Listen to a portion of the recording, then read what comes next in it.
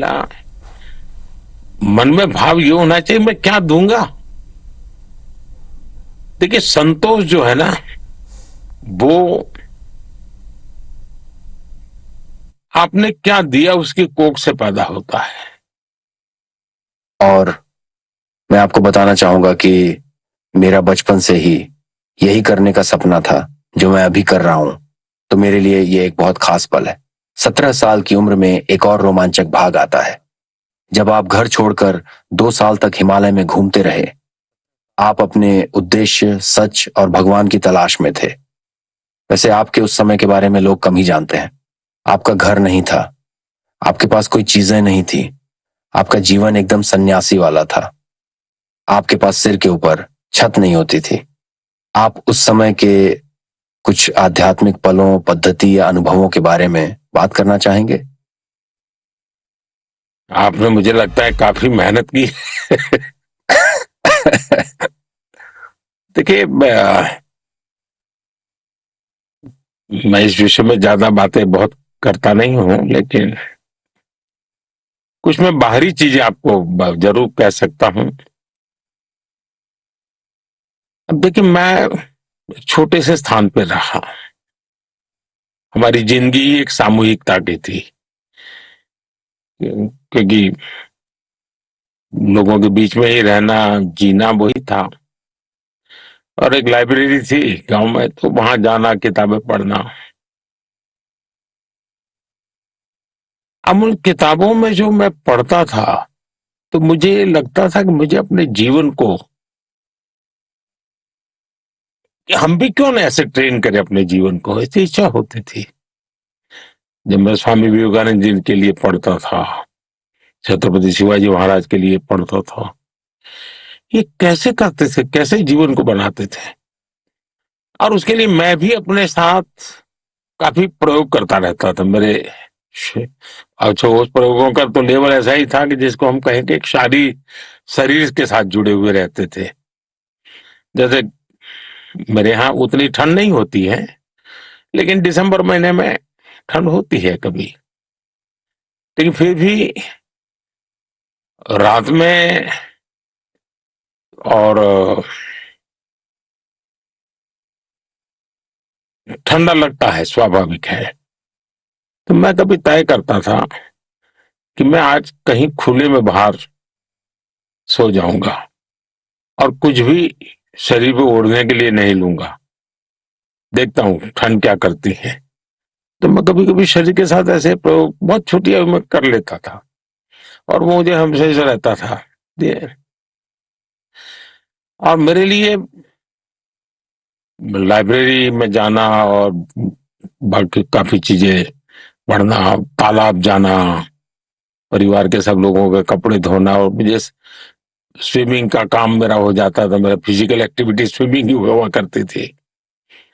तो ये सारी चीजें मेरे जीवन से जुड़ी हुई थी। उसके बाद जब मैं विवेकानंद जी को पढ़ने लगा तो मैं जरा और आकर्षित होने लगा। एक बार मैंने स्वामी विवेकानंद जी के लिए पढ़ा। उनकी माता जी बीमार थी। हम वो रामकृष्ण परमहंस जी के पास गए। उनसे झगड़ा करते थे, वो उनसे बहस करते थे अपने प्रारंभिक काल में।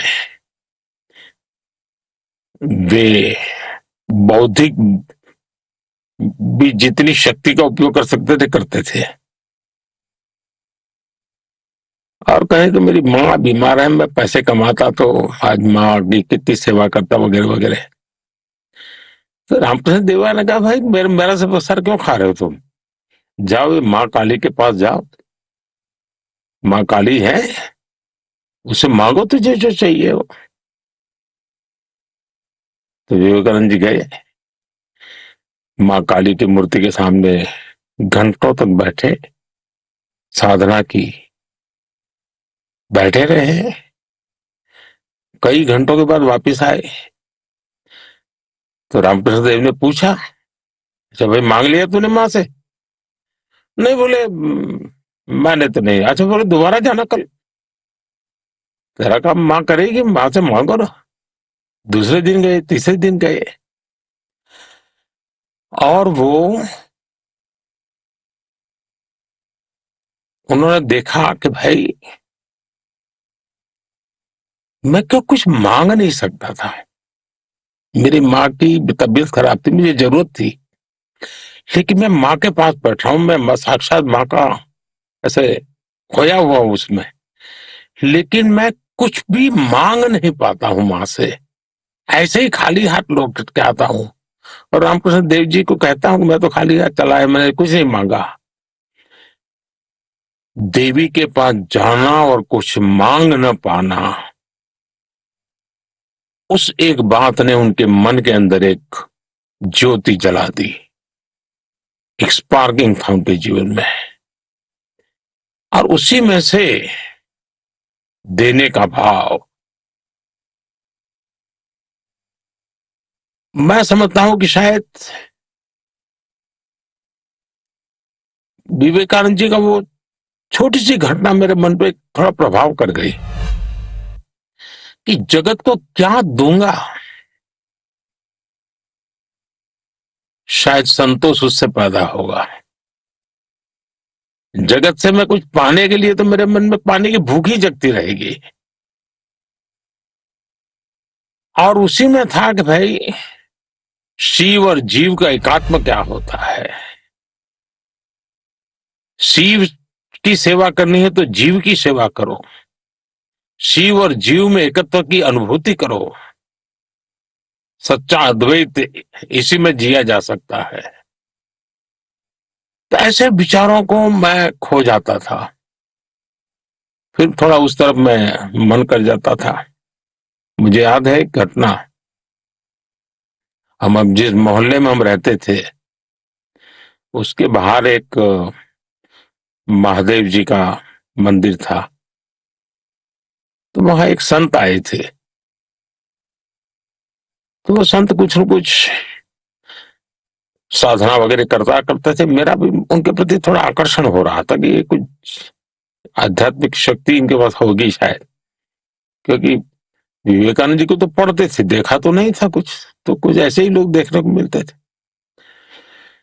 तो नवरात्रि का व्रत कर रहे थे, तो सब उन्होंने अपने हाथ पर, हमारे यहाँ जवेरा बोलते हैं जो उगाते हैं, एक प्रकार से घास हाथ के ऊपर उगाना, ऐसे ही सोना 9-10 दिन तक, ऐसा एक व्रत होता है। तो महात्मा जी कर रहे थे। अब उन्हीं दिनों में मेरे मामा के परिवार में एक हमारे एक मौसी की शायद शादी थी। मेरा पूरा परिवार मामा के घर जा रहा था। अब मामा के घर जाना किसी भी बच्चे के लिए आनंद का विषय होता है। मैं